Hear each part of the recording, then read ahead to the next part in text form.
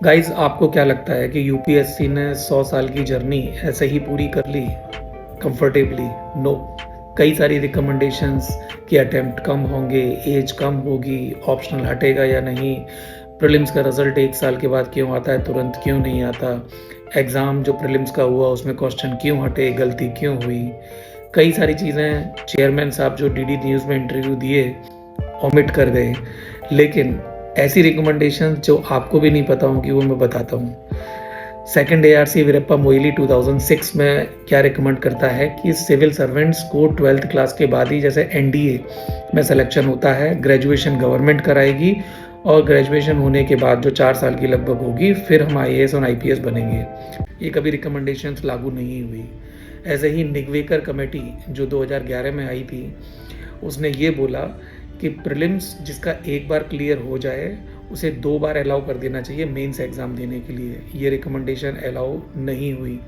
ऐसे ही एक रिकमेंडेशन और आई थी कि जो इंटरव्यू देने वाला कैंडिडेट है उसे सारे बोर्ड में अपीयर होना चाहिए। मतलब 6 बोर्ड हैं तो 2 दिन में सारे बोर्ड हो जाएं, जिससे कि कोई एक बोर्ड 170 पे शुरू करता है और कोई एक बोर्ड टॉपर को 170 देता है, तो ये बड़ी एनोमली है, तो ये एवरेज आउट होकर दूर हो जाएगी।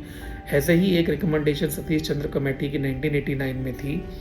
ऐसे पेपर 1994 से सतीश चंद्र कमेटी के रिकमेंडेशंस पे लागू हुआ, लेकिन उनकी ये रिकमेंडेशन लागू नहीं हुई थी कि ऐसे को 2 बार चेक होना चाहिए, क्योंकि एक इमोशनल अफेयर है।